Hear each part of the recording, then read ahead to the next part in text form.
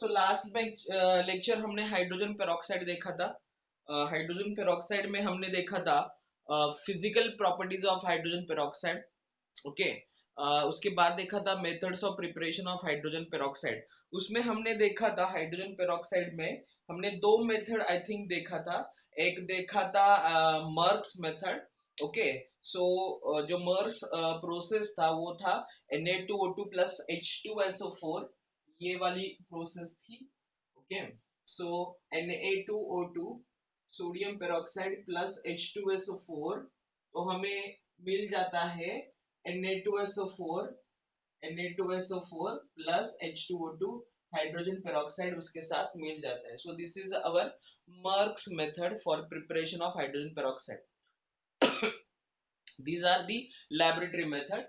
Next method हमने देखी थी from barium peroxide. Okay, so barium peroxide में BaO2 लिया था, उसका रिएक्शन हमने किया था फॉस्फोरिक एसिड के साथ, that is H3PO4 के साथ रिएक्शन किया था, तो हमें मिल जाता है barium phosphate Ba3PO4 twice, Ba3PO4 twice, and उसके साथ मिल जाता है H2O2, that is our hydrogen peroxide. उसको अगर बैलेंस करना है तो Ba यहाँ पे 3 लेना पड़ेगा और हाइड्रोजन पेरोक्साइड 2, फॉस्फोरिक एसिड 2 लेना पड़ेगा, तो हमें बेरियम फॉस्फेट और उसके साथ क्या मिलता है, हाइड्रोजन पेरोक्साइड मिलता है। ठीक है, तो ये जो सिंपल मेथड्स थे वो methods of preparation of hydrogen peroxide, and these are laboratory method. So our next part is the commercial method of preparation of hydrogen peroxide.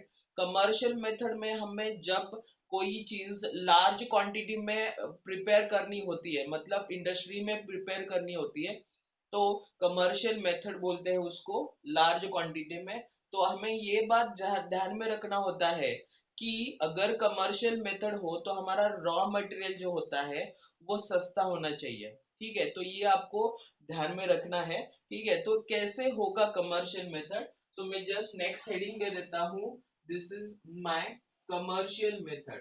ये हमारी होगी कमर्शियल मेथड। तो कमर्शियल मेथड में यूज किया जाता है electrolysis of 50% sulphuric acid. So electrolysis of 50% H2SO4। H2SO4 sulphuric acid आप लोगों को पता है। सो सल्फ्यूरिक एसिड का क्या करेंगे हम, इलेक्ट्रोलिसिस। इलेक्ट्रोलिसिस मैंने आपको पहले ही बताया है कि सल्फ्यूरिक एसिड 50% मतलब क्या करेंगे, 50% मतलब अगर हमें 100 ml बनाना है तो हम क्या करेंगे, 50 ml सल्फ्यूरिक एसिड लेंगे और 50 ml वाटर लेंगे, तो हमारा हो गया 50% सल्फ्यूरिक एसिड। ओके, तो इतना सिंपल है 50% सल्फ्यूरिक एसिड बनाना। उसमें एक कैथोड होगा, एक एनोड होगा, और उस पे हमें क्या करना है, इलेक्ट्रिक करंट सप्लाई करना होता है। ठीक है, अब इसके ज्यादा डिटेल में हम जो 12th का टॉपिक है इलेक्ट्रोकेमिस्ट्री में, उसमें हम देखेंगे। ठीक है, तो अभी मैं यहाँ पे क्या करता हूँ, 50% सल्फ्यूरिक एसिड यूज कर देता हूँ। ठीक है, ओके, सो यहाँ पे H2SO4 में जब मैं इलेक्ट्रिक करंट, जब H2SO4 सॉल्यूशन के फॉर्म में होता है तो यहाँ पे हमें मिलता है 2H plus plus HSO4 HSO4 HSO4 minus. Okay, balance करेंगे, 2H plus plus 2HSO4 minus, ये हमारी बैलेंस होंगी। This is the dissociation of the sulphuric acid. ये होगा हमारा सल्फ्यूरिक एसिड का डिसोसिएशन। तो हमें कैथोड पे क्या मिलेगा, एनोड पे क्या मिलेगा, ये देखेंगे। ठीक है, तो मुझे मिल जाएगा कैथोड जो कि होता है, ओके, कैथोड पे आप हमेशा ध्यान में रखो, कैथोड पे हमेशा रिडक्शन रिएक्शन होता है। कौन सी रिएक्शन होती है कैथोड पे, रिडक्शन रिएक्शन।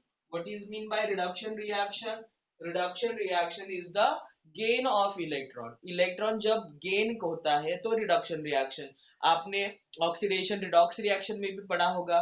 ओके, तो reduction reaction is the gain of electron, बराबर। तो यहाँ पे रिडक्शन होता है कैथोड पे, तो गेन कौन करेगा, जो 2H प्लस आयन है ना वो गेन करेंगे।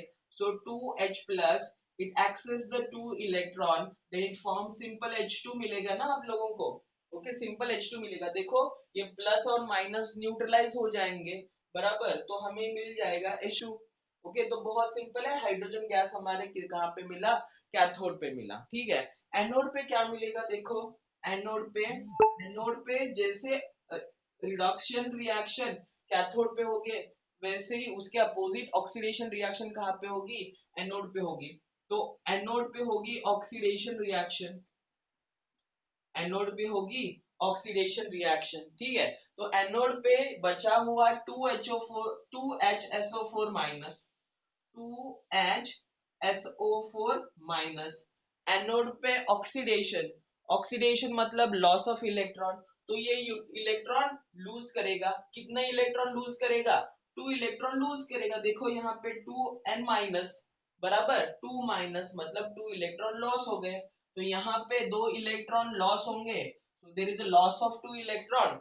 और हमें जो मेन यहाँ पे मिल जाएगा वो मिल जाएगा, देखो इसको 2 से मल्टीप्लाई करना है, तो H2S2OH क्या मिलेगा, H2H2OS। इसका नाम है, इसका नाम है पेरोक्सी डाई सल्फ्यूरिक एसिड। क्या नाम है इसका, peroxy peroxy di sulphuric acid, peroxy di sulphuric acid. Okay, ये हमें मिल गया अभी। ओके, इसको हम फ्यूमिंग सल्फ्यूरिक एसिड भी बोलते हैं, इसको ओलियम भी बोलते हैं। ओके, जब आप पी ब्लॉक पढ़ोगे ना तो आपको समझ में आएगा। This is called as the peroxy disulphuric acid. कैसे, डाई सल्फर कितना है, 2 है, तो इसीलिए क्या होगा इसका, डाइसल्फ्यूरिक एसिड। ओके, तो यहाँ पे 2 इलेक्ट्रॉन लूज है, देखो चार्ज तो बैलेंस है दोनों तरफ। ठीक है, तो अभी इसमें क्या करेंगे, वाटर ऐड करेंगे, तो H2S2O8 में हम क्या करेंगे, वाटर ऐड करेंगे। ओके, तो क्या मिल जाएगा, H2SO4 के 2 मॉलिक्यूल्स मिल जाएंगे। देखो H2SO4 प्लस प्लस यहाँ पे मिल जाएगा दूसरा मॉलिक्यूल H2SO5 मिल जाएगा, H2SO5। बैलेंस देखो, ऑक्सीजन कितना है, 8 and 9 ऑक्सीजन है बराबर, 8 and 1 9 ऑक्सीजन, यहाँ पे 4 और 5 दैट इज 9 ऑक्सीजन। हाइड्रोजन यहाँ पे 2 and 2 4 है, यहाँ पे भी 2 and 2 4 है। सल्फर यहाँ पे 2 है, यहाँ पे भी 2 है। ठीक है, तो ये मेरा सल्फ्यूरिक एसिड है, इसका नाम है पेरोक्सी सल्फ्यूरिक एसिड, इसका नाम है पेरोक्सी सल्फ्यूरिक एसिड। तो मैं यहाँ पे लिख देता हूँ पेरोक्सी पेरोक्सी सल्फ्यूरिक एसिड। देखो आपको डिफरेंस समझ में आ रहा है, डिफरेंस यही है कि ये एस 2 थे इसीलिए di, peroxy di sulphuric acid. यहाँ पे एक एस है, H2SO4 तो है ही, एक एस है, इसीलिए इसका नाम है पेरोक्सी सल्फ्यूरिक एसिड। तो अभी तक यहाँ पे हमें H2O2 नहीं मिला है, तो आगे ये रिएक्शन में कैरी करूंगा, इस H2SO5 में अगेन मैं वाटर मॉलिक्यूल ऐड कर दूंगा। ओके, तो H2SO5 प्लस वाटर, अगेन उसका हाइड्रोलिसिस होगा, तो मुझे मिल जाएगा, क्या मिल जाएगा, H2O2 and H2SO4। so H2SO4 plus H2O2 that is my hydrogen peroxide, hydrogen peroxide. ये मेरा इंपॉर्टेंट कंपाउंड है जो मुझे प्रिपेयर करना। देखो मैंने क्या क्या किया इसके लिए, ठीक है, पहले से एक बार अच्छे से देख लो। कमर्शियल मेथड बड़े स्केल पे उसको प्रिपेयर किया जाता है, और देखो क्या किया है, पहले सल्फ्यूरिक एसिड 50%, उसमें एक कैथोड है एक एनोड है, इलेक्ट्रिक करंट सप्लाई किया है, कैथोड पे रिडक्शन होगा, तो 2H plus plus 2 electron that is hydrogen gas cathode से निकलेगा। एनोड पे क्या होगा, 2HSO4 माइनस एनोड पे डिपॉजिट होगा, वो बाहर निकालेंगे, 2HSO4 वो बाहर निकालेंगे, मतलब अगर उसका रिडक्शन होगा तो ये हमें that is peroxy disulphuric acid, ये हमें एनोड पे मिलता है, एनोड पे मिलता है, तो वो बाहर निकालेंगे, जो भी एनोड पे है ना वो बाहर निकालेंगे, एनोड के साइड पे बाहर निकाल के इसमें सिर्फ पानी डालना है, वाटर डालना है। वाटर डालोगे तो हमें मिल जाएगा peroxy sulphuric acid plus H2SO4, peroxy sulphuric acid plus H2SO4, इसमें अगेन वाटर डाल दो तो H2SO4 प्लस हाइड्रोजन पेरोक्साइड, और इसका प्रॉफिट ये है कि H2SO4 हमें 2 बार मिलता है, तो अगेन हमारा जो बाय प्रोडक्ट होता है वो क्या होता है, H2SO4, तो वो हम फिर से यूज कर सकते हैं। मतलब हमारे रिएक्शन में वेस्ट नहीं है। एक बार आप सल्फ्यूरिक एसिड यूज कर लो, सिर्फ पानी डालते रहो, इलेक्ट्रिक करंट सप्लाई करते रहो, आपको हाइड्रोजन पेरोक्साइड इजीली मिलता जाएगा, मिलता जाएगा। ओके, तो समझ में आया आप लोगों को ये प्रोसेस? यस और नो?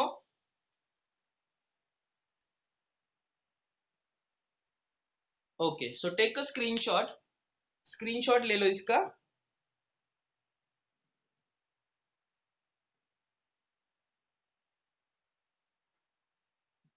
ठीक है, बहुत ही सिंपल प्रोसेस है। सिर्फ आप लोगों को ना लेक्चर होने के बाद आधा घंटा, मतलब जैसे मैंने कल बताया जब लेक्चर होता है तो आपको सिर्फ देखना है, लेकिन लेक्चर होने के बाद तुरंत देखना है ताकि आपको पूरा याद हो सके। नहीं तो आप 2 दिन के बाद, नहीं तो कुछ कुछ लोग महीने भर के बाद देखेंगे तो उनको कुछ याद नहीं होगा, कुछ भी नहीं समझेगा। तो दोनों आपको करना है, एक होता है लेक्चर पे ध्यान देना, दूसरा होता है लेक्चर होने के बाद फिर से पढ़ाई करना। ठीक है, तो दोनों भी इंपॉर्टेंट है। ठीक है, तो हमने commercial method from electrolysis of sulphuric acid देखा।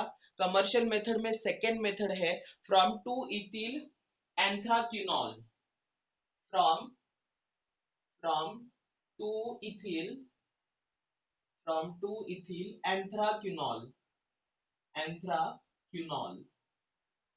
ठीक है, इसका स्ट्रक्चर देखो।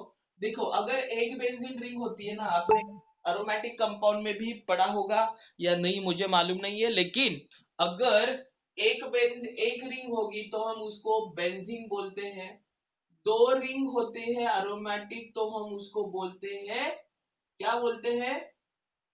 2 रिंग होते हैं तो नैप्थलीन बोलते हैं। अगर 3 रिंग होंगे, 3 बेंजीन रिंग होंगे तो हम उसको बोलते हैं एंथ्रासीन। क्या बोल देते हैं? एंथ्रासीन। ओके, तो अभी देखो यहाँ पे बॉन्ड कैसे होंगे, alternate double bond single bond. So यहाँ पे double bond single bond single bond, यहाँ पे देखो अल्टरनेट आ रहा है ना, double bond single bond. Okay, तो देखो double bond single bond, double bond single bond. Okay, यहाँ पे double bond, okay, single bond double bond single bond, जैसे अल्टरनेटली डबल बॉन्ड, तो किसी के वैलेंसी डिस्टर्ब नहीं हो रही है। ओके, देन 2 इथिल, ये सेकंड पोजीशन होता है, यहाँ पे C2H5 एंथ्राक्विनोल। ऑल मतलब अल्कोहल ग्रुप होता है, तो यहाँ पे एक OH देना है आप लोगों को। यहाँ पे थोड़ा सा रब कर देता हूँ, यहाँ पे जगह बना देता हूँ, तो यहाँ पे OH होगा और यहाँ पे OH होगा, बस। इसका स्ट्रक्चर आपको याद रखना है। सेकेंड पे इथिल है। Okay, so 2 ethyl anthra, this is my anthra and quinol. Okay, so all, all मतलब अल्कोहल होगा, तो इसका नाम है 2 इथिल, 2 इथिल एंथ्राक्विनोल, एंथ्राक्विनोल। बहुत ही सिंपल है, 2 इथिल एंथ्राक्विनोल। अभी उसका हम क्या करेंगे, ऑक्सीडेशन करेंगे, देखेंगे क्या मिलता है हमें।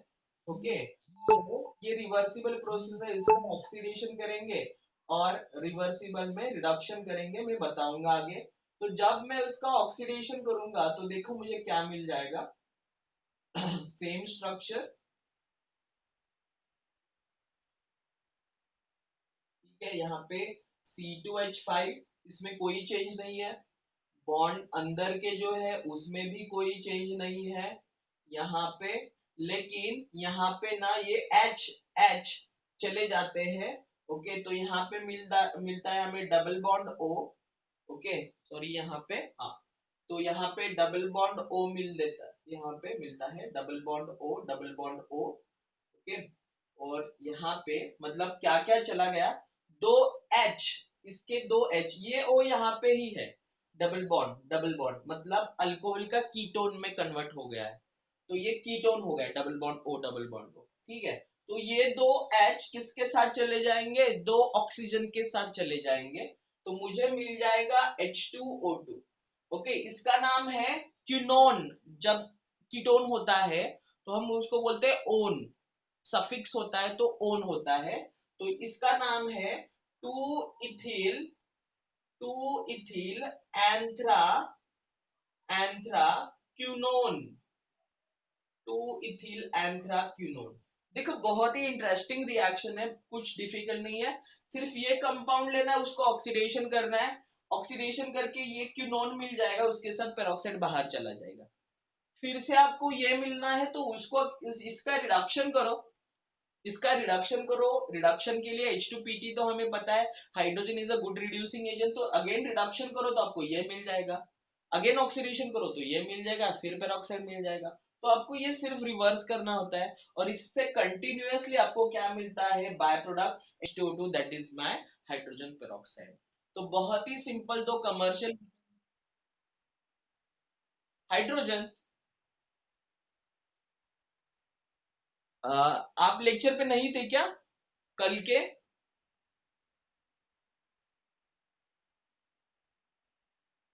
नहीं, ये क्या है, देखो मैं थोड़ा सा एनसीईआरटी मतलब JEE as consider the JEE NEET syllabus, ये थोड़ा मैं एक्स्ट्रा ले रहा। हाइड्रोजन पेरोक्साइड है ही या टेक्स्ट बुक में नहीं है ना? हाँ, थोड़ा एक्स्ट्रा ले रहे हैं हम, जो आपके बुक में है वो तो क्लियर हो ही रहा है। जैसे आप मेरे नोट्स और बुक कंपेयर करोगे तो आपको बुक में सब दिखेगा जो मैंने लिया है, प्लस कुछ एक्स्ट्रा ले रहे हैं हम, ताकि हमें जेई और नीट में कोई प्रॉब्लम ना हो। ओके, ठीक है, एक्स्ट्रा लेंगे तो चलेगा ना? ओके, वही है, ठीक है। तो ये रिएक्शन समझ में आया आप लोगों को? ये सुनो, ये रिएक्शन। ओके, सो एक स्क्रीनशॉट, इसका स्क्रीनशॉट ले लो। कुछ चीजें हम एक्स्ट्रा देख रहे हैं ताकि आपको जेई और नीट में कोई प्रॉब्लम ना आए, मतलब आप बाद में आपको प्रॉब्लम ना हो, इसीलिए हम एक्स्ट्रा ले रहे हैं, ठीक है? ओके, हो गया स्क्रीनशॉट। चलो नेक्स्ट देखेंगे, chemical properties of hydrogen peroxide. Hydrogen peroxide की केमिकल प्रॉपर्टीज। देखो हमने हाइड्रोजन के कौन से कंपाउंड देखे हैं अभी तक। हाइड्रोजन का पहला कंपाउंड हमने देखा है वाटर, दूसरा कंपाउंड हमने देखा है हेवी वाटर मतलब ड्यूटेरियम ऑक्साइड, तीसरा कंपाउंड हमारा हाइड्रोजन पेरोक्साइड है। तो these are the compounds of hydrogen, ये हाइड्रोजन के कंपाउंड्स में आ रहा है, ठीक है? हम आगे जाके और हाइड्राइड भी देखेंगे जो कि आपके टेक्स्ट बुक में है, जो कि आपके एनसीईआरटी बुक में है, ठीक है? तो कुछ पॉइंट्स एनसीईआरटी में है, कुछ नहीं है, तो सब मिला के मैं ये सिलेबस में आपके इंक्लूड कर रहा हूं ताकि आपको हाइड्रोजन पूरा का पूरा डिटेल में समझ जाए। ओके, ठीक है। Next, chemical properties of hydrogen peroxide. Chemical reactions क्या होंगे? So this is next heading, chemical properties of H2O2। जो लोग मेरे साथ लिख रहे हैं ना, उनको बहुत अच्छे से तरह समझेगा, क्योंकि केमिस्ट्री में थोड़ा राइटिंग आपको करना जरूरी होता है, रिएक्शन आपके हाथ से जाने चाहिए। ओके, ठीक है। चलो पहले हम देखेंगे, इसका ना डीकम्पोजिशन बहुत ही इजीली हो जाता है, क्योंकि ये जो हाइड्रोजन पेरोक्साइड है ना, ये हाईली अनस्टेबल है। मैंने इसके शुरुआत में बताया था, hydrogen peroxide is highly unstable, तो इसका डीकम्पोजिशन बहुत इजीली हो जाता है। तो हमारी फर्स्ट केमिकल प्रॉपर्टी यही है, it decomposes very easily. So write down, number one, it decomposes, it decomposes very easily because it is a highly unstable, it is highly unstable, वो क्या है, अनस्टेबल है, इसीलिए वो इजीली डिकम्पोज हो जाता है। तो वो डिकम्पोज होके क्या मिलता है हम देखेंगे। तो 2H2O2 हाइड्रोजन पेरोक्साइड का डिकम्पोजिशन होगा, तो हमें मिल जाएगा 2H2O प्लस क्या मिल जाएगा, ऑक्सीजन मिल जाएगा। तो बहुत ही इजी है, 2H2O प्लस ऑक्सीजन, और डिकम्पोजिशन के साथ energy, this is the exothermic process. Exothermic process एक ऐसी प्रोसेस होती है जहां पे हीट बाहर निकलती है, ठीक है? तो इस प्रोसेस में जब हाइड्रोजन पेरोक्साइड का डिकम्पोजिशन होगा तो हीट बाहर निकलेगी, दैट इज एक्सोथर्मिक प्रोसेस, उसकी एंथैल्पी होगी, जो हीट बाहर निकलेगी वो होती है -196 किलो जूल पर मोल, -196 किलो जूल पर मोल। ठीक है। सो इसका प्रॉब्लम यही है, इसका मेन प्रॉब्लम यही है कि ये जल्दी से जल्दी डिकम्पोज हो जाता है। ये ऐसा नहीं है, मतलब मैक्सिमम केसेस में हाइड्रोजन पेरोक्साइड मिलना बहुत मतलब वो अनस्टेबल होता है, तो इसीलिए उसको ना किसी के कांटेक्ट में, जैसे कि आप लोगों को पता है कि सोडियम को ऊपर नहीं रखा जाता, ओपन एटमॉस्फेयर में नहीं रखा जाता, क्योंकि सोडियम जल्दी जल जाता है। ठीक है। तो उसको प्रिजर्व करने के लिए सोडियम को किस में रखते थे, केरोसिन में रखते हैं, बराबर, सोडियम, यस, सोडियम को केरोसिन में रखते हैं। वैसे ही हाइड्रोजन पेरोक्साइड जो है वो अनस्टेबल है, तो अगर उसको स्टोर करना है तो किस में स्टोर करेंगे? So substances substances that helps to store that helps नहीं, पहले हम देखेंगे जो substances helps in decomposition, helps in decomposition. Decomposition में कौन कौन उसको मदद करता है, मतलब ज्यादा रिएक्शन हाईली और ज्यादा वो डीकम्पोज जल्दी से हो जाए, तो मेटल है प्लैटिनम, प्लैटिनम है, मैंगनीज ऑक्साइड है, MnO2, ओके, कार्बन है, ब्लड है एंड लाइट है। Carbon, carbon, blood and light. तो इसके कांटेक्ट में अगर हाइड्रोजन पेरोक्साइड, इन सारी चीजों के कांटेक्ट में अगर हमारा हाइड्रोजन पेरोक्साइड आ जाए, तो हाइड्रोजन पेरोक्साइड का जो डीकम्पोजिशन होगा वो बहुत ही फास्ट होगा। तो अगर हमें हाइड्रोजन पेरोक्साइड का डीकम्पोजिशन रोकना है, उसको हमें स्टेबल बनाना है, उसको हमें स्टोर करके रखना है, तो हम क्या करेंगे, कुछ अनदर सब्सटेंस यूज करेंगे। So to suppress the decomposition, next, to suppress decomposition रोकने के लिए, to suppress the decomposition, to suppress the decomposition we have to use, हमें क्या यूज करना है? देखो, देखो यहाँ पे लाइट का बिल्कुल अलग होगा, लाइट के प्रेजेंस में ये डिकम्पोज हो जाता है, तो हमें डार्क में रखना होगा उसको। ठीक है। सो डार्क में रखेंगे। ओके।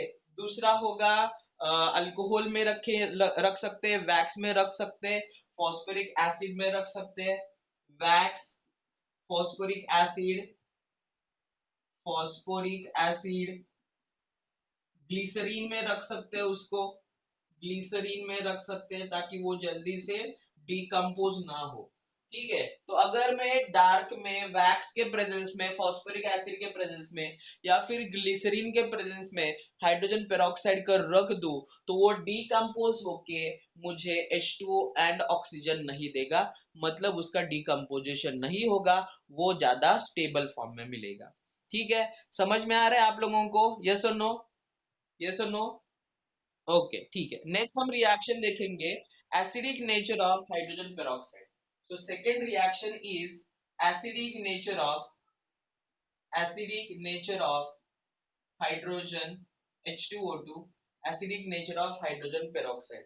तो वो एसिडिक नेचर अभी आप लोगों को पता है, N acid is a substance which can donate the H plus ion, बराबर। तो हमारा जो H2O2 है, तो वो क्या प्रोड्यूस कर देता है, देखो, H2O2, okay, so H2O2 produces 2H plus H plus HO2 minus, H plus HO2 minus, okay.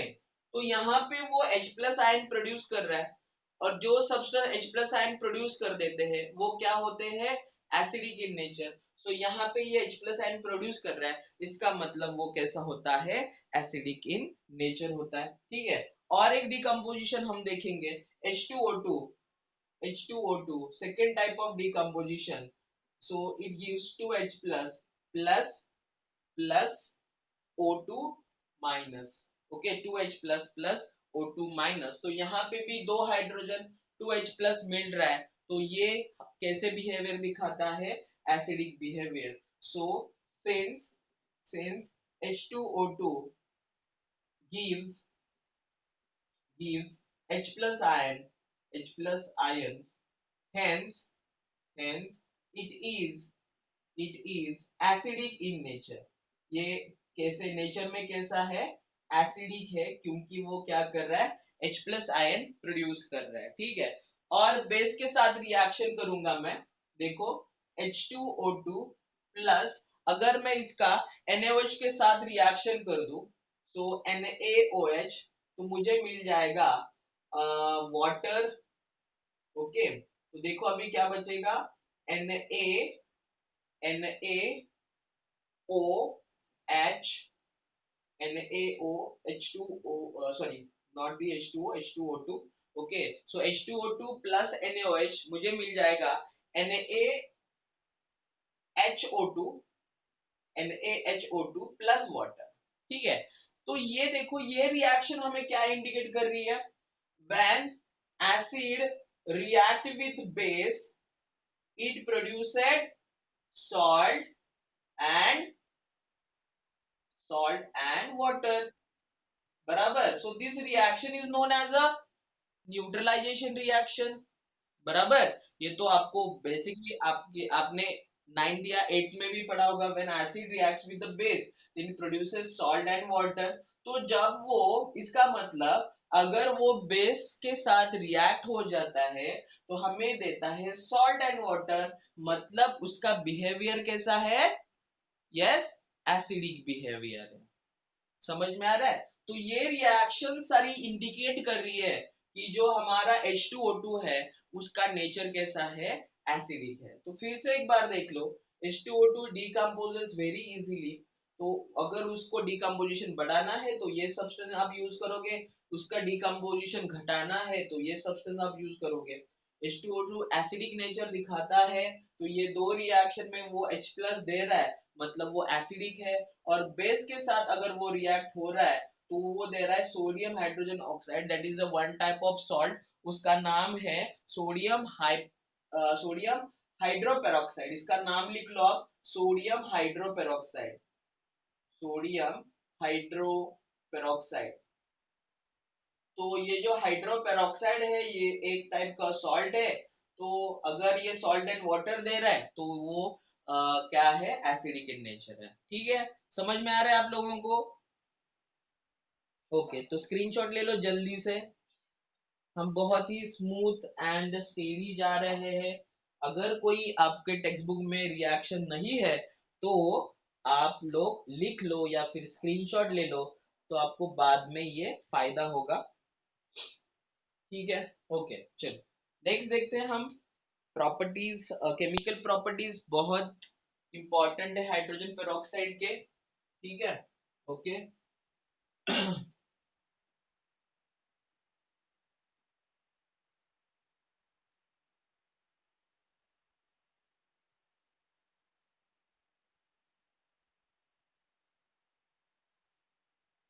Next जो प्रॉपर्टी है हाइड्रोजन पेरोक्साइड की, वो इंपॉर्टेंट प्रॉपर्टी है, that helps that to tell us that is hydrogen peroxide is oxidising agent या फिर reducing agent. मतलब हमें hydrogen peroxide ये देखना है कि ऑक्सीडाइजिंग एजेंट है या रिड्यूसिंग एजेंट है। तो बच्चों एक बात ध्यान में रखो कि हाइड्रोजन पेरोक्साइड में दोनों है, मतलब H2 भी है, हाइड्रोजन भी है और ऑक्सीजन भी है, तो वो दोनों काम करेगा, दोनों काम करेगा। It acts as a oxidising agent also and it acts as a reducing agent also, okay. So write down next property, okay. So H2O2 acts as oxidizing as well as oxidizing as well as reducing agent, oxidizing as well as reducing agent, ये दोनों काम करेगा, oxidising agent जैसे ही काम करेगा और reducing agent के जैसे भी काम करेगा, डिपेंड ऑन द मीडियम। अभी देखो रिड्यूसिंग एजेंट और ऑक्सीडाइजिंग एजेंट में दो टाइप के मीडियम होते हैं, एक होता है एसिडिक मीडियम, दूसरा होता है बेसिक मीडियम। तो हम दोनों मीडियम में देखेंगे कि ये कैसे काम करता है, ठीक है। तो पहले हम देखेंगे इन एसिडिक मीडियम, इन एसिडिक मीडियम एसिडिक मीडियम में ये रिएक्शन देगा Fe+2 प्लस 2H+।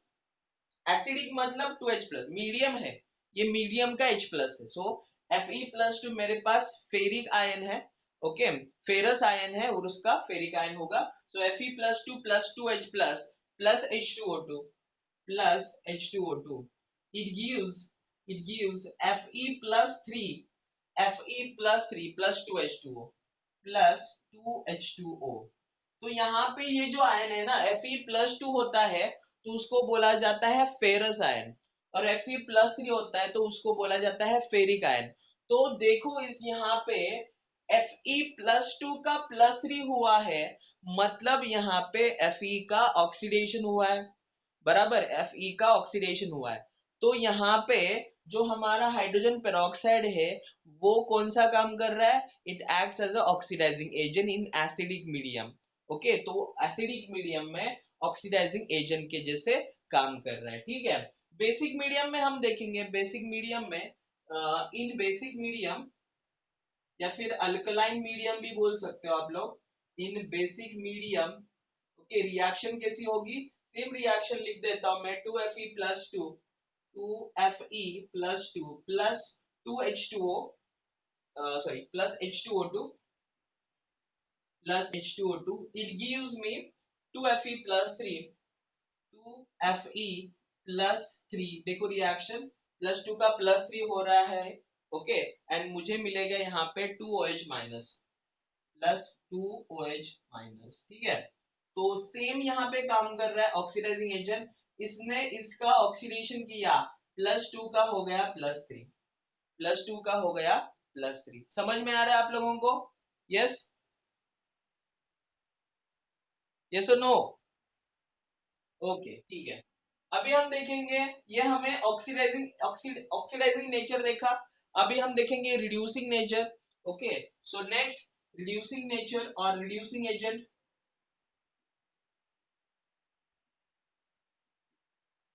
मतलब अभी क्या करेगा वो, रिडक्शन करेगा।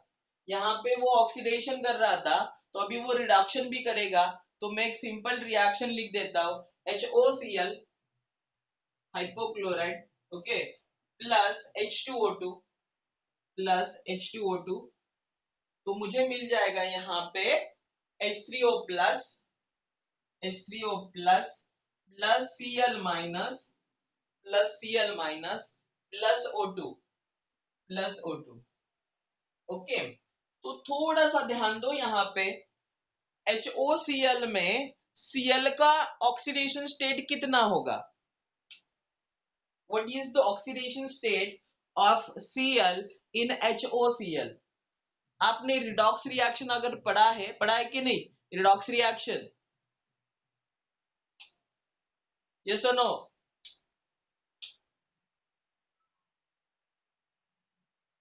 रिडॉक्स रिएक्शन पढ़ा है कि नहीं पढ़ा है? हाँ है तो पढ़ा है ना, ठीक है। तो Cl का ऑक्सीडेशन नंबर बताओ जल्दी। नॉर्मली Cl का ऑक्सीडेशन नंबर क्या होता है, what is the oxidation state of Cl?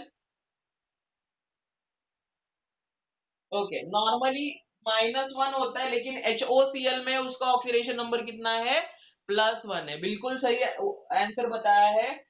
Normally तो उसका ऑक्सीडेशन नंबर होता है -1, क्योंकि वो एक इलेक्ट्रॉन लेने के लिए तैयार है, तो इसीलिए उसका ऑक्सीडेशन स्टेट नॉर्मली, जनरली उसका ऑक्सीडेशन स्टेट -1 होता है। लेकिन HOCl में एक स्पेशल केस है, देखो ध्यान में रखो, HOCl is a special case, वहां पे Cl का ऑक्सीडेशन स्टेट +1 आएगा, ऐसे नॉर्मली तो माइनस आता है। क्यों आता है, क्योंकि ऑक्सीजन का ऑक्सीडेशन स्टेट होता है -2, हाइड्रोजन का होगा +1 और इसका भी होगा +1। तो यहाँ पे Cl का ऑक्सीडेशन स्टेट कितना है, +1 है, और यहाँ पे Cl का ऑक्सीडेशन स्टेट है -1। तो +1 टू -1 गया, मतलब Cl का ऑक्सीडेशन नंबर डिक्रीज हो गया और Cl का क्या हुआ, रिडक्शन हुआ। तो अगर Cl का रिडक्शन हुआ तो हमारा H2O2 क्या काम कर रहा है वहां पे? It acts as a, yes, what, dry oxidising agent. वो इसका रिडक्शन कर रहा है ना, जो दूसरे का रिडक्शन कर रहा है तो क्या काम करेगा? Reduce, reducing agent. यहाँ पे वो ऑक्सीडेशन, देखो दूसरे के लिए क्या काम करता है इसके ऊपर डिपेंड होता है। अगर वो दूसरे का रिडक्शन कर रहा है तो वो रिड्यूसिंग एजेंट है, अगर वो दूसरे का ऑक्सीडेशन कर रहा है तो वो ऑक्सीडाइजिंग एजेंट है। समझ में आ रहा है, यस और नो? ओके, ठीक है। So write down, take a screenshot, screenshot ले लो आप इसका जल्दी से।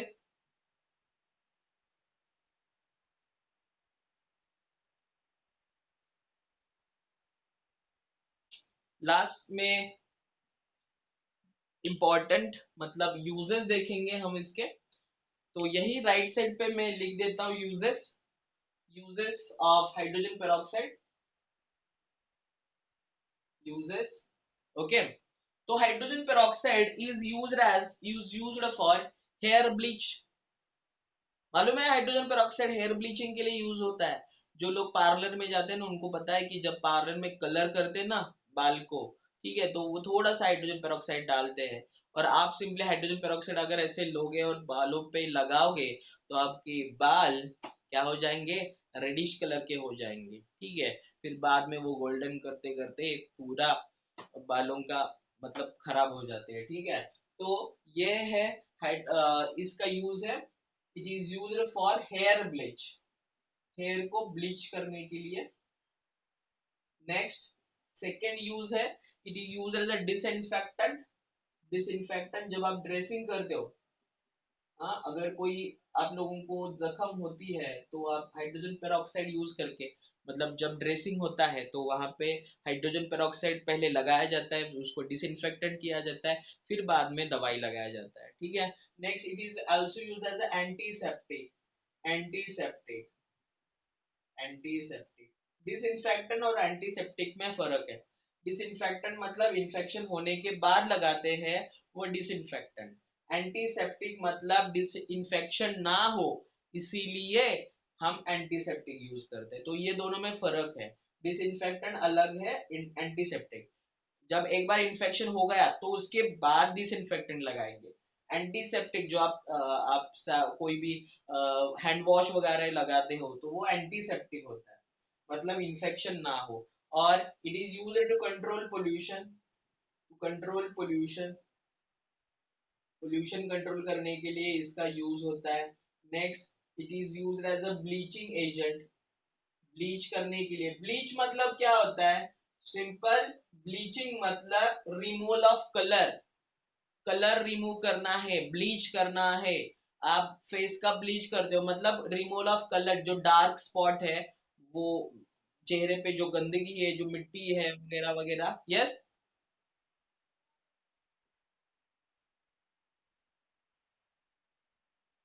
मतलब देखो अभी पोल्यूशन कंट्रोल में एक्चुअली वो ग्रीन केमिस्ट्री का पार्ट है, तो उसका रिएक्शन जो कार्बन डाइऑक्साइड जो होता है ना, ओके, हाँ, तो जो पोल्यूशन मतलब जो कार्बन डाइऑक्साइड निकलता है उसका रिएक्शन जो होता है वो H2O2 के साथ किया जाता है, तो उसका जो बाय प्रोडक्ट मिलता है तो हमें मिल जाता है H2O और समथिंग, मुझे भी एग्जैक्टली exactly याद नहीं है, लेकिन वो ऐसे ही जो कार्बन डाइऑक्साइड है उसको कंट्रोल करने के लिए, मतलब देखो ग्रीन केमिस्ट्री आपने पढ़ी होगी। ग्रीन केमिस्ट्री मतलब जो पोल्यूशन होता है उसमें ज्यादातर कौन से गैसेस होते हैं? एक तो होता है कार्बन डाइऑक्साइड और दूसरा होता है कार्बन मोनोऑक्साइड। तो अगर उसका उसको कंट्रोल करना है तो हम वहां पे अगर हमारे डिवाइसेस में अगर हम हाइड्रोजन पेरोक्साइड यूज करेंगे तो उसका कन्वर्जन वाटर में हो जाएगा, तो जो कार्बन डाइऑक्साइड जो प्रोड्यूस हो रहा है एक्सेस में वो कम होगा। तो उसका रिएक्शन में बताऊंगा आप लोगों को, ठीक है। नॉर्मली इसी टाइप में कार्बन मोनोऑक्साइड ज्यादातर यूज किया जाता है, तो H2O एंड CO2 ऐसे ये प्रोड्यूस होता है। कार्बन मोनोऑक्साइड जो मेन रीजन है पोल्यूशन का, क्योंकि कार्बन डाइऑक्साइड तो इतना ज्यादा हानिकारक नहीं है, लेकिन कार्बन मोनोऑक्साइड जो है वो हानिकारक है। तो हमारे जो पोल्यूशन है, व्हीकल्स का पोल्यूशन, उसमें मेन कार्बन मोनोऑक्साइड ये नहीं चाहिए, तो उसका रिएक्शन करेंगे तो हमको H2O plus CO2 carbon dioxide मिलेगा। ओके, तो ऐसे वो यूज किया जाता है। It acts as a bleaching agent. Bleaching agent के लिए एक सिंपल रिएक्शन है H2O2। ओके, H2O2 प्लस उसका H2O2 का जब हम डिकम्पोजिशन करेंगे तो हमें मिल जाएगा water H2O and plus nascent oxygen मिल जाएगा। इसको हम बोलते हैं नीसेंट ऑक्सीजन। क्या बोलते हैं? Nascent oxygen. This is very very reactive, ये बहुत रिएक्टिव है। तो जो भी कंपाउंड कलर्ड है ना, जो भी कंपाउंड कलर्ड है, अगर उसमें ये नीसेंट ऑक्सीजन हमने डाल दिया तो वो कंपाउंड कलरलेस हो जाता है। क्या हो जाता है? कलरलेस। इसका मैं बेस्ट एग्जांपल बता देता हूं आप लोगों को। अगर हमारे कपड़े पे कोई धब्बा लग जाए, ऑयली दाग लग जाए, तो वहां पे कपड़ों का ब्लीचिंग किया जाता है। ब्लीचिंग मतलब क्या किया जाता है? हाइड्रोजन पेरोक्साइड थोड़ा सा डाल देंगे, तो वहां पे उसी कंटेनर में वो नीसेंट ऑक्सीजन प्रोड्यूस होगा। और नीसेंट ऑक्सीजन जो कि कलर्ड इम्प्योरिटी है, व्हाइट कलर के कपड़े पे यहाँ यूज कर सकते हैं, कलर्ड इम्प्योरिटी है, वो निकाल के वो क्या करेगा? उसको कलरलेस कर देगा। ओके, तो वो डीकलराइजेशन भी बोलते हैं, या फिर उसको बोलते हैं ब्लीचिंग एक्शन। ओके, तो समझ में आया आप लोगों को what are the uses of hydrogen peroxide? Yes और नो?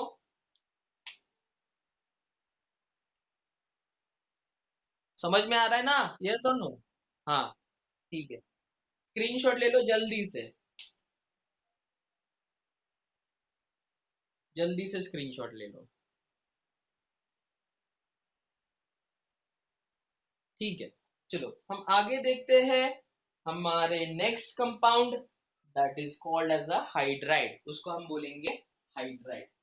ओके, थोड़ा सा डीप में जा रहे हैं हम लोग, लेकिन उतना ज्यादा इम्पोर्टेंट है।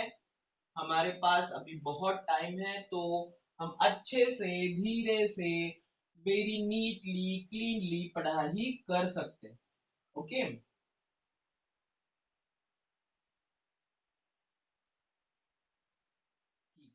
नेक्स्ट हम देखेंगे हाइड्राइड। हमारा नेक्स्ट पॉइंट है hydride.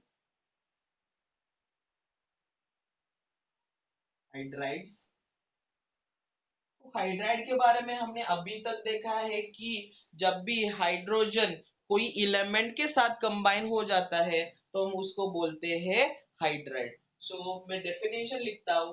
When when hydrogen hydrogen combined with when hydrogen combined with elements elements except the noble gases, except, क्योंकि नोबल गैसेस तो किसी के साथ कंबाइन नहीं होंगे, except the noble gases. Okay, noble gases छोड़ के अगर हाइड्रोजन किसी एलिमेंट के साथ कंबाइन हो जाता है, then it form the hydride. Then then it forms then it forms hydride. ये आपके टेक्स्ट बुक में है ना? ये आपके टेक्स्ट बुक में है ना? देखो जरा चेक करके, है ना टेक्स्ट बुक में? ओके, ठीक है। नेक्स्ट अभी हाइड्राइड के एग्जांपल देखेंगे हम। फॉर एग्जांपल, सोडियम हाइड्राइड होता है, लिथियम हाइड्राइड होता है, then ammonia is also hydride, NH3 is also hydride. मतलब कोई भी एलिमेंट के साथ हाइड्रोजन कंबाइन हो जाए तो हम उसको hydride. Water is also one type of hydride, बराबर। यहाँ पे हाइड्रोजन ऑक्सीजन के साथ कंबाइन हुआ, या यहाँ पे नाइट्रोजन के साथ, लिथियम के साथ, सोडियम के साथ। So these are all types of the hydride. Okay, तो hydrides are further classified into three categories. Hydrides are further classified into three categories. वो थ्री कैटेगरीज में क्लासिफाई होते हैं। कौन से categories? So classification of hydrides, classification of Classification of hydrides. So there are three types of hydrides.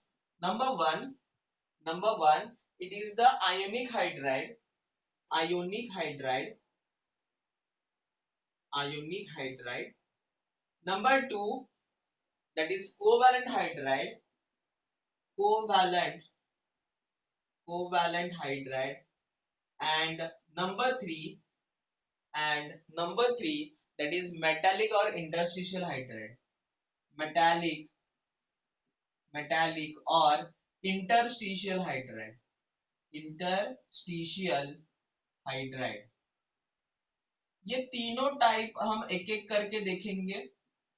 Okay, so our hydrides are classified into three categories further, is ionic hydride, covalent hydride and metallic hydride. So now we are going to discuss our first hydride, that is ionic hydride. So number one, that is ionic hydride. Ionic hydride. Ionic hydride. ठीक है. आयनिक hydride के बारे में जानेंगे तो आपको नाम से ही पता चल गया होगा कि जो हाइड्राइड होगा उसमें कौन सा टाइप का बॉन्ड होगा. कौन सी टाइप का बॉन्ड होगा. यस, ऑब्वियसली आयनिक बॉन्ड होगा. ठीक है. सो डेफिनेशन देखो. When hydrogen reacts with when when hydrogen when hydrogen reacts with hydrogen reacts with elements elements which is more electropositive more electropositive more electropositive than hydrogen, then the hydride is called as a then hydride formed then hydride is लिखता हूं मैं then hydride is ionic hydride. Ionic hydride definition अच्छे से तरह समझ लो. जब भी hydrogen उससे ज्यादा मतलब हाइड्रोजन से ज्यादा, क्योंकि हाइड्रोजन तो इलेक्ट्रो पॉजिटिव है ही, हमने टॉपिक के शुरुआत में देखा था. सो हाइड्रोजन से ज्यादा इलेक्ट्रो पॉजिटिव इलेमेंट के साथ अगर हाइड्रोजन कंबाइन हो जाए तो हम उस हाइड्राइड को बोलेंगे दैट इज आयोनिक हाइड्राइड. मतलब अभी हाइड्रोजन से ज्यादा इलेक्ट्रो पॉजिटिव कौन है. सोडियम है, पोटेशियम है, कैल्शियम है या फिर मैग्नीशियम है. तो ये जो एलिमेंट्स है all these are metals that are which included in the s block. So all these elements are the electropositive, more electropositive than the hydrogen. Okay, तो कौन कौन होगा. Mainly sodium hydride, potassium hydride KH भी होता है, calcium hydride CH2 होता है, magnesium hydride होता है. तो ये सारे जो हाइड्राइड है ये कैसे हाइड्राइड है. आयोनिक हाइड्राइड है. यहाँ पे इन दोनों में कौन सा बॉन्ड होगा. आयोनिक बॉन्ड होगा, स्पेशली क्योंकि ये मेटल्स जो होते हैं वो कौन सा बॉन्ड बनाते हैं. आयोनिक बॉन्ड बनाते हैं. ठीक है. तो इसीलिए इनका नाम क्या है. आयोनिक हाइड्राइड है. ओके, तो यहाँ पे मैं लिख देता हूँ इनकी प्रॉपर्टीज के बारे में. These are made up of ionic bonds. जो हाइड्राइड है, जो आयनिक हाइड्राइड है, these are made up of made up of ionic bonds. ionic bonds. ठीक है. नेक्स्ट है it is a crystalline in nature. ये कैसे होते हैं. क्रिस्टलाइन होते हैं. Okay, so it is crystalline in nature. Crystalline in nature. Crystalline in nature. ठीक है. नेक्स्ट, अभी क्रिस्टलाइन हो गए तो मेल्टिंग पॉइंट बॉइलिंग पॉइंट क्या होगा. हाई होगा. So it has high melting point and boiling point. It has high melting point and boiling point, इनका मेल्टिंग पॉइंट और बॉइलिंग पॉइंट क्या होगा, बहुत ही हाई होगा। Then they are good conductors of heat and electricity. So fourth property, they are they are good conductors of good conductors of heat and electricity. Heat and electricity. Heat and electricity के क्या है वो good conductor है, because it is made up of ions. अगर ions होंगे तो electricity वो carry कर सकते हैं। It has high density. Next, it has it has high density. इनकी डेंसिटी बहुत ज्यादा होती है। It has high density and then it reacts vigorously with water. बहुत झट से वाटर के साथ रिएक्ट होते हैं। सो इट रिएक्ट्स विगरसली मतलब बहुत ही fast. Reacts vigorously with water. Water के साथ बहुत फास्ट रिएक्शन हो जाता है इनका, वाटर के साथ, अमोनिया के साथ, या फिर इथेनॉल के साथ, एंड इथेनॉल के साथ। ओके, देखो एक बार फिर से बताता हूं कि हमने क्या क्या देखा है। हमने अभी हाइड्राइड्स के लिए चालू किया है। ओके, ये सब हम हाइड्रोजन में देख रहे हैं। ठीक है, सो जब भी हाइड्रोजन किसी एलिमेंट, यस, कौन से, थर्ड चैप्टर कौन सा, नाम बताओ ना।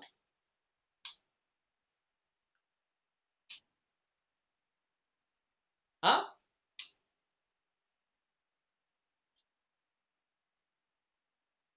हाँ हाँ, उसमें भी है बराबर, उसमें भी है, ये क्लासिफिकेशन में भी है। हाइड्राइड का एक स्पेशल पार्ट बनाया है उन्होंने। ठीक है, और इसमें भी आता है क्योंकि यहाँ पे हाइड्रोजन है ना, तो इसमें भी आ रहा है बराबर। और ठीक है, ओके। देखो क्लासिफिकेशन तीन टाइप के हैं आपके, अभी अभी के टॉपिक में है ना हाइड्रोजन के।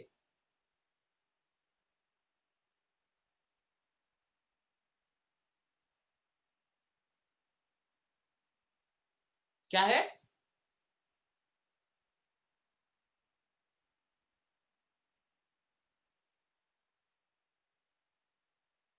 अरे बेटा हम हाइड्रोजन टॉपिक देख रहे हैं।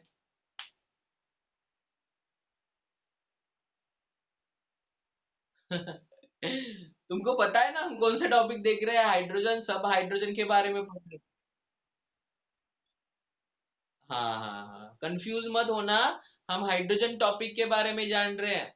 हाइड्रोजन पूरा, आप लेक्चर पे थे क्या आप, पहले दो लेक्चर हुआ था उस पे। हाँ, तो वो हाइड्रोजन हमने पूरा, अभी खत्म होने वाला है हाइड्रोजन, फिर भी आप कंफ्यूज हो इतना। हाँ हाँ हाँ, नहीं वो सब हम हाइड्रोजन में ही देख रहे हैं। स्ट्रक्चर ऑफ एटम जैसे कि सर ने आपको बताया, कि जस्ट मेरा इंट्रोडक्शन वो था, उसके बाद मैंने सर को बताया कि मैं एक नया टॉपिक अगर मुझे दे दो तो बच्चों आप लोगों को भी समझने में आसानी हो, इसीलिए मैंने एक नया टॉपिक चालू किया था हाइड्रोजन करके। बाकी लोगों को पता है ना, बाकी लोगों को, बाकी सारे लोगों को पता है ना कौन सा टॉपिक चल रहा है। उन्मेष, प्रांजल, मानस एंड यश, रेशमी। हाँ हाँ, ठीक है, ओके, कोई बात नहीं है। आप स्क्रीनशॉट ले लो इसका, जैसे मैंने पढ़ाया आप लोगों को।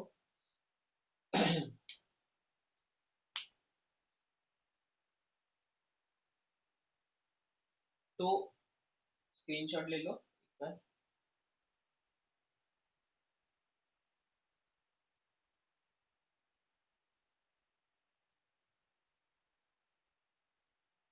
ओके, ठीक है, देखो हाइड्राइड्स में, classification of hydride, ionic, covalent and metallic. पहले हमने आयोनिक के लिए चालू किया था।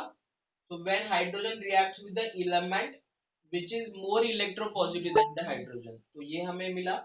उसकी properties, they are made up of ionic bond, crystalline in nature, crystalline होते हैं जैसे कि सोडियम क्लोराइड वगैरह है। High melting and boiling point because force of attraction उसमें बहुत ज्यादा होता है, पॉजिटिव एंड निगेटिव में फोर्सेस ऑफ अट्रैक्शन बहुत ज्यादा होता है, तो इसका मेल्टिंग पॉइंट और बॉइलिंग पॉइंट भी ज्यादा होगा और शार्प होगा। मतलब एक फाइनाइट टेम्परेचर पे सारा का सारा सॉलिड क्या हो जाएगा, मेल्ट हो जाएगा। ठीक है। they are good conductor of electricity and heat also because they are made up of ions, okay, or ions are responsible for the conduction of electricity। जैसे कि मैंने मेटल्स में बताया था कि मेटल्स में देखो, एक चीज हमेशा ध्यान में रखो कि इलेक्ट्रिसिटी कैरी करने के लिए अगर हमारे पास सॉलिड है तो सॉलिड में electrons are responsible for the conduction, okay.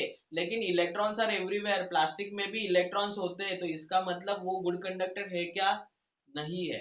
Plastic में इलेक्ट्रॉन्स है लेकिन वो फ्री नहीं है, तो जिसमें फ्री इलेक्ट्रॉन्स होते हैं ना वो गुड कंडक्टर होता है इलेक्ट्रिसिटी का। वैसे ही अगर लिक्विड स्टेट में हो या फिर क्रिस्टलाइन स्टेट में हो तो उसमें सिर्फ आयंस, आयंस होने चाहिए ऐसा नहीं है, आयंस होने चाहिए लेकिन वो फ्री आयंस होने चाहिए। मतलब अगर मैं पानी ले लूं तो water is a bad conductor, लेकिन अगर मैं पानी में थोड़ा सा नमक डाल दूं तो वहां पे आयंस फॉर्म हो जाएंगे, so it is a good conductor of electricity. Then it has high density, density ज्यादा है, density is equal to mass upon volume, तो इनका मॉलिक्यूलर मास बहुत ज्यादा होता है और वॉल्यूम कम होता है, तो इसीलिए उनकी डेंसिटी भी बहुत ज्यादा होती है। It reacts vigorously with water, ammonia and ethanol, water और अमोनिया और इथेनॉल के साथ बहुत स्ट्रांगली बहुत जल्दी रिएक्ट हो जाते हैं। जैसे कि मैंने बताया कि सोडियम हाइड्राइड अगर मैं पानी में डालूंगा तो वो बहुत जल्दी फास्टली रिएक्ट हो जाएगा। कुछ केसेस में ब्लास्ट भी हो सकता है, जैसे कि मैंने सोडियम के बारे में बताया वैसे भी वहां पे हो सकता है। So these are my some properties of the ionic hydride. ठीक है, ओके। आगे जाके हम देखेंगे कोवैलेंट हाइड्राइड। ठीक है, okay. So now our next heading is covalent hydride. आपको कोई डाउट है क्या अभी?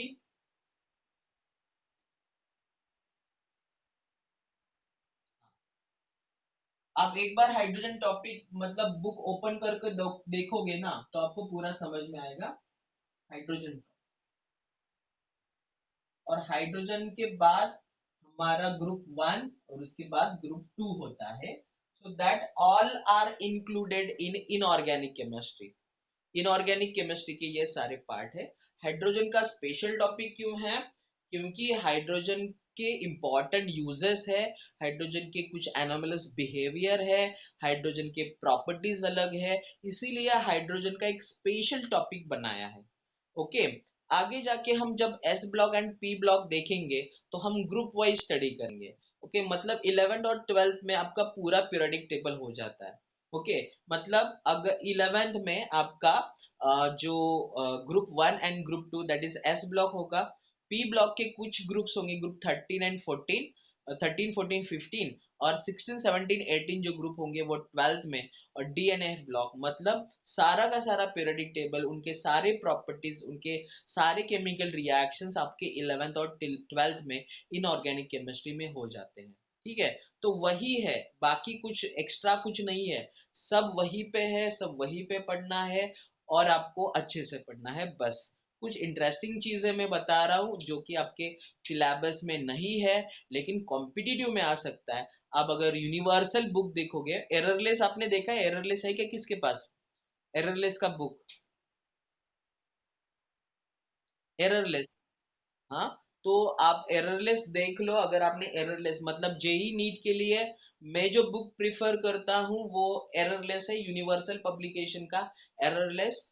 उसमें बहुत अच्छा थ्योरी भी दिया है और उसमें उस बुक में बहुत क्वेश्चंस दिए हैं as we consider the JEE NEET exam. जो लोग सीईटी के लिए प्रिपेयर कर रहे हैं उनको यूनिवर्सल की कोई जरूरत नहीं है, वो टारगेट या फिर मार्वल पब्लिकेशन यूज कर सकते हैं। लेकिन जेई नीट के लिए यूनिवर्सल बुक, यूनिवर्सल पब्लिकेशन का एररलेस बुक न्यू एडिशन आया है 2020 का, वो आप ले सकते हो। ठीक है, तो देख लो, वो अच्छा है बुक बहुत ही। ये सब मेरी जो रिएक्शंस है वो उसी से आई है, ठीक है। so next our hydride is covalent hydride. Our next hydride is covalent hydride.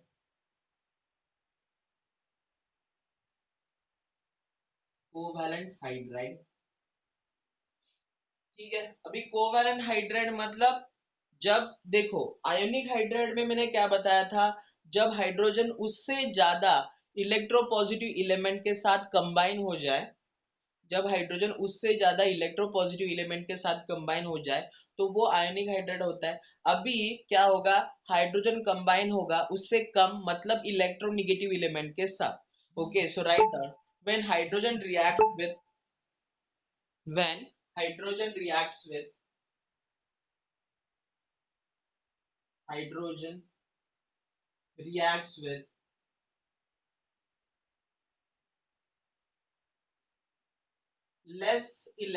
More electronegative बोल सकते हैं या फिर लेस इलेक्ट्रोपॉजिटिव, अच्छा वर्ड है more electronegative. Okay, reacts with electronegative element, electronegative element when hydrogen reacts with electronegative element, electronegative element के साथ react हो जाता है, then it forms hydride and this hydride is called as a covalent hydride. Then the then it forms hydride,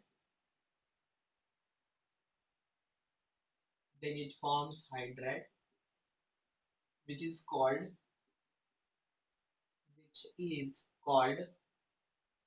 covalent hydride. उसको क्या बोलेंगे, covalent hydride बोलेंगे। ऐसा क्यों होता है बता सकते हो आप लोग? हाँ?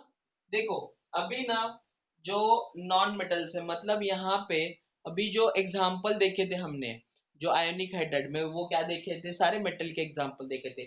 NaH देखा था, LiH देखा था, CH देखा था, या फिर हमने देखा था MgH2 देखा था, ठीक है। वो सब मेटल के साथ, अभी ये किसके साथ कंबाइन होंगे, नॉन मेटल के साथ। इलेक्ट्रोनिगेटिव तो नॉन मेटल ही होते हैं, ठीक है। So it is there is a formation of covalent bond. Okay, non metal के साथ हमेशा कोवैलेंट बॉन्ड, क्योंकि नॉन मेटल तो इलेक्ट्रॉन देने के लिए तैयार नहीं होगा, तो वो क्या करता है, इलेक्ट्रॉन का शेयरिंग करता है, जैसे कि आपने केमिकल बॉन्ड में पढ़ा होगा। Okay so next there is a formation of covalent bond, formation of formation of covalent bond. यहाँ पे वो क्या करेगा, कोवैलेंट बॉन्ड बनाएगा इन दिस कंपाउंड। ओके, वो क्या करेगा, कोवैलेंट बॉन्ड बनाएगा। जनरली ये किसके साथ बनाएगा, पी ब्लॉक एलिमेंट के साथ। So generally generally it forms hydride with hydride with p block elements, p block elements, p block elements के साथ बनाएगा, बराबर। ओके, पी ब्लॉक वाले मतलब कौन, कार्बन है, ऑक्सीजन है, नाइट्रोजन है, तो कार्बन का हाइड्राइड मीथेन। ओके, एग्जांपल बता देता हूं मैं, एग्जांपल कार्बन का हाइड्राइड मीथेन, देखो कार्बन हाइड्रोजन के साथ कंबाइन हुआ, मीथेन हुआ, नाइट्रोजन का हाइड्राइड अमोनिया, ऑक्सीजन का hydride water. So these are some examples of covalent hydride. ये क्या है, मेरे एग्जांपल्स है कोवैलेंट हाइड्राइड के। अभी कोवैलेंट हाइड्राइड में भी तीन टाइप है, कितने टाइप है, तीन टाइप है। बहुत ही डिटेल में जा रहे हैं हम लोग, ठीक है, लेकिन इतना डिटेल में जाना जरूरी है क्योंकि देखो हम कोई भी पॉइंट नहीं छोड़ेंगे, हम सब करके रहेंगे, ठीक है। Okay so covalent hydrides are classified into three categories. Covalent hydrides covalent hydrides are classified into three categories. Number one, that is electron deficient. Number one, electron deficient. मैं अभी एक एक एक्सप्लेन ही कर देता हूँ direct. Electron deficient covalent hydride बोल सकते हैं हम उसको, इलेक्ट्रॉन डेफिशिएंट। अभी इलेक्ट्रॉन डेफिशिएंट मतलब क्या, वहां पे इलेक्ट्रॉन कम होंगे, फॉर एग्जांपल अगर मेरे पास बोरॉन ट्राइहाइड्राइड BH3 मॉलिक्यूल है, for example BH3 molecule, BH3, तो यहाँ पे देखो मैं BH3 का स्ट्रक्चर कैसे बता देता हूँ, और उसको हम इलेक्ट्रॉन डेफिशिएंट कोवैलेंट हाइड्राइड क्यों बोलेंगे। ठीक है, तो ये मेरे पास B है, ओके, बोरॉन, उसके आउटर मोस्ट शेल में कितने इलेक्ट्रॉन होते हैं, 3 इलेक्ट्रॉन होते हैं, तो 1 2 3, वो कितने हाइड्रोजन के साथ कंबाइन हो जाएगा, 3 हाइड्रोजन के साथ कंबाइन हो जाएगा। So this is my hydrogen, this is also hydrogen, and this is hydrogen. तो देखो ये वाले इलेक्ट्रॉन ये दो हो गए, ये दो हो गए, ये दो हो गए। तो अभी बोरॉन के पास कितने इलेक्ट्रॉन्स है, 6 इलेक्ट्रॉन्स है, बराबर। देखो कितने इलेक्ट्रॉन है, 1 2 3 4 5 6, ओके। तो उसका ऑक्टेट कंप्लीट है क्या, यस और नो, उसका ऑक्टेट कंप्लीट है, नहीं है, उसका ऑक्टेट कंप्लीट नहीं है, क्योंकि अभी उसके आउटर मोशन में कितने इलेक्ट्रॉन आ रहे हैं, 6 इलेक्ट्रॉन्स आ रहे हैं। उसका ऑक्टेट कंप्लीट करने के लिए अभी 2 इलेक्ट्रॉन कम पड़ रहे हैं, तो इसीलिए हम उसको बोलेंगे electron deficient hydride, electron deficient covalent. इसमें कोवैलेंट बॉन्ड ही होता है, BH3 में कोवैलेंट बॉन्ड ही होता है, लेकिन इस बोरॉन का ऑक्टेट कंप्लीट नहीं है, इसीलिए हम उसको बोलेंगे इलेक्ट्रॉन डेफिशिएंट हाइड्राइड। क्या बोलेंगे, इलेक्ट्रॉन डेफिशिएंट हाइड्राइड। समझ में आ रहा है आप लोगों को, यस और नो, ओके।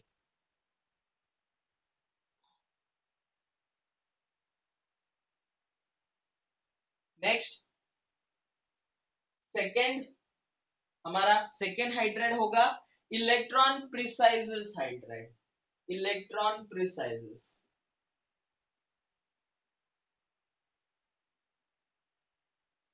फॉर एग्जांपल मैं लूंगा CH4, CH4 मीथेन,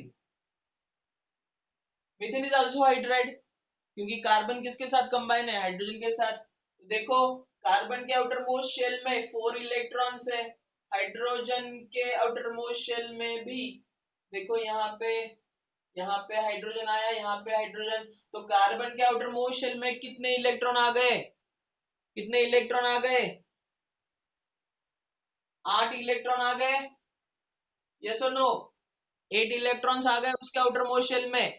तो अभी वो स्टेबल है या नहीं है, अभी वो स्टेबल है, तो इसका ऑक्टेट कंप्लीट है, इसका ऑक्टेट कंप्लीट है, तो इसीलिए हम उसको बोलेंगे इलेक्ट्रॉन प्रिसाइज, मतलब ऑक्टेट कंप्लीट है, इलेक्ट्रॉन उसके पास है, उसको देने की भी जरूरत नहीं है, उसको इलेक्ट्रॉन लेने की भी जरूरत नहीं है, वो अपने आप में स्टेबल है।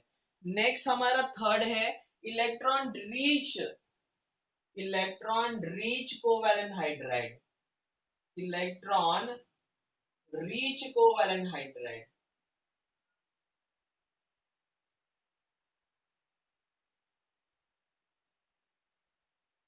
एग्जाम्पल बता देता हूं मैं उसका, फॉर एग्जाम्पल अमोनिया है, अमोनिया, ओके, NH3, नाइट्रोजन के एटॉमिक नंबर होता है 7, electronic configuration 1s2 2s2 and 2p3, मतलब उसके आउटर मोस्ट शेल में कितने इलेक्ट्रॉन है, 3 इलेक्ट्रॉन है, सेकेंड शेल में उसके पास 2 इलेक्ट्रॉन है, तो टोटल आउटर मोस्ट शेल में 5 इलेक्ट्रॉन्स है। सेकेंड शेल, सेकेंड वाली शेल, 3 और 2 5 इलेक्ट्रॉन है, ठीक है। नाइट्रोजन पे मैं 5 इलेक्ट्रॉन दिखा देता हूं यहाँ पे, so this is 2 3 and 2 3 4 and 5। अभी उसके साथ कितने हाइड्रोजन कंबाइन होने वाले हैं, 3 हाइड्रोजन कंबाइन होने वाले, तो यहाँ पे एक हाइड्रोजन आ गया, यहाँ पे एक हाइड्रोजन आ गया, यहाँ पे एक हाइड्रोजन आ गया, ठीक है। तो देखो अभी 1 2 3 4 5 6, बराबर, लेकिन 7 8, ओके, लेकिन जो इलेक्ट्रॉन है, जो 2 इलेक्ट्रॉन है वो बॉन्डिंग में इन्वॉल्व नहीं है, इट इज इसका ऑक्टेट तो कंप्लीट है लेकिन इलेक्ट्रॉन बॉन्डिंग में इन्वॉल्व नहीं है, तो वो इलेक्ट्रॉन एक्स्ट्रा की इलेक्ट्रॉन है, these are extra electrons, these are not involved in the bonding, so that's why it can be donated, and hence it is called as a electron rich, ये electron दे सकते हैं कि ये, हाँ, क्या बोला? हाँ, लोन पेयर भी बोलते हैं उसको, लोन पेयर ही बोलते हैं। This is extra electron which is not involve in the bonding. Okay, so ये लोन पेयर होता है। तो वो इलेक्ट्रॉन जब भी नाइट्रोजन किसके साथ कंबाइन होगा तो वो क्या करेगा, इलेक्ट्रॉन देगा, बराबर, क्योंकि उसके पास क्या है, एक्स्ट्रा इलेक्ट्रॉन है। तो इसको हम बोलेंगे इलेक्ट्रॉन रिच कोवैलेंट हाइड्राइड। ये समझ में आ रहा है आप लोगों को? हाँ, पूरा डिटेल में जा रहे हैं हम लोग, ठीक है। फिर से एक बार बता देता हूं मैं आप लोगों को। कोवेलेंट हाइड्राइड, दिस इज हमारा second type of hydride.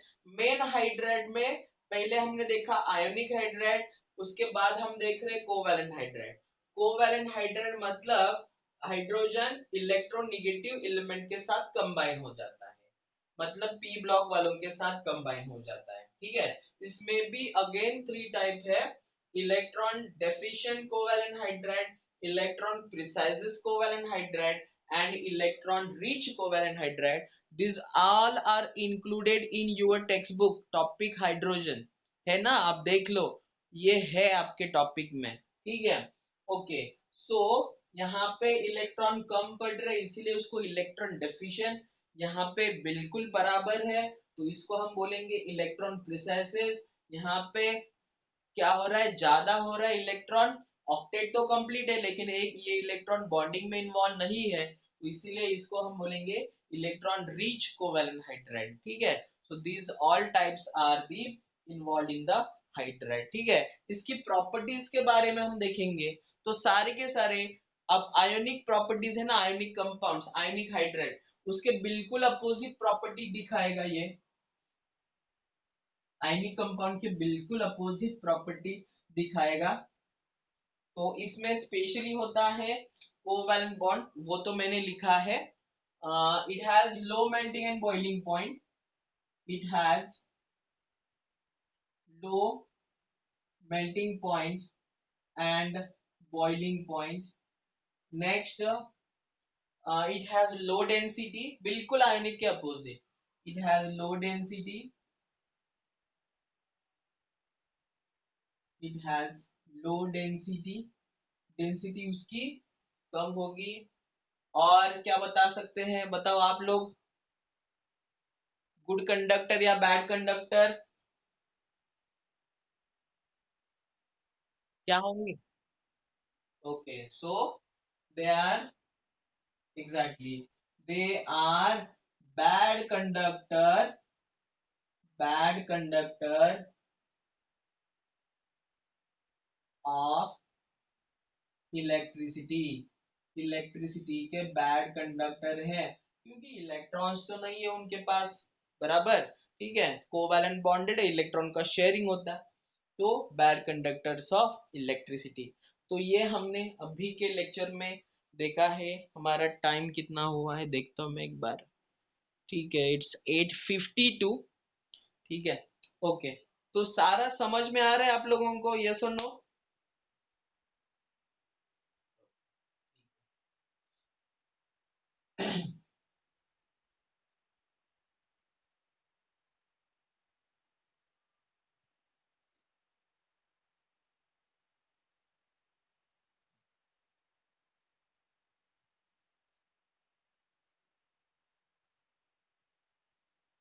Next जो टाइप है मेटालिक या फिर इंटरस्टिशियल हाइड्राइड, जस्ट मैं बताना चाहूंगा कि मेटालिक और इंटरस्टिशियल हाइड्राइड, वो मेटालिक हाइड्राइड स्पेशली मेटल होंगे उसमें कंबाइन, और इंटरस्टिशियल मतलब उनमें छोटे छोटे स्पेस में कौन जाएगा, हाइड्रोजन जाएगा। तो अभी प्रॉब्लम यही है कि बैटरी लो है, जस 1.5 घंटे का लेक्चर है, बैटरी लो है, तो वो जो पॉइंट है वो हम आगे के लेक्चर में, चलेगा ना, आगे के लेक्चर में पढ़ेंगे, चलेगा। जस्ट 5 मिनट बचे, okay, so just remaining 5 minutes, हाँ, तो हम आगे के लेक्चर में पढ़ेंगे। तो आपको मैं फिर से एक बार बताता हूं कि मेनली यही है, लेक्चर होने के बाद पढ़ना जरूरी है। तो जस्ट आपको 13 मतलब 15 to 20 मिनट्स लगेगा, लेकिन पढ़ना जरूर है, जस्ट रिलुक करना है, तो आपको पूरा अच्छी तरह समझ में आएगा। ओके, करोगे ना? प्रॉमिस करो, यस और नो? करेंगे सब लोग? यस और नो? हाँ, okay, thank you, thank you. हाँ, तो जरूर करना, क्योंकि जो मैं पढ़ा रहा हूँ ना, हम आगे पढ़ते जा रहे हैं, पढ़ते जा रहे हैं, पढ़ते जा रहे हैं। आपको कितना समझ में आया ये इम्पोर्टेंट है। मतलब लेक्चर पे बैठना सिर्फ इम्पोर्टेंट नहीं है, लेक्चर कितना समझ में आया। मेरा जो 1.5 घंटा मैंने पूरा दिया है, उसमें से आप लोगों को कितना समझ में आया, क्या हमको अच्छा लगा, कुछ चीजें समझ में नहीं आई, तो वो मुझे नेक्स्ट लेक्चर पे आप पूछ सकते हो। ठीक है? तो ये सारी चीजें उसी टाइम होनी चाहिए, ताकि ये धीरे धीरे धीरे कंसेप्ट क्लियर करते करते हम आगे जा सकते। ठीक है? तो कुछ अगर कुछ प्रॉब्लम हो तो मुझे बिल्कुल आप डाउट पूछ सकते हैं। ठीक है? सो यहाँ पे हम स्टॉप करते हैं। Bye and good night.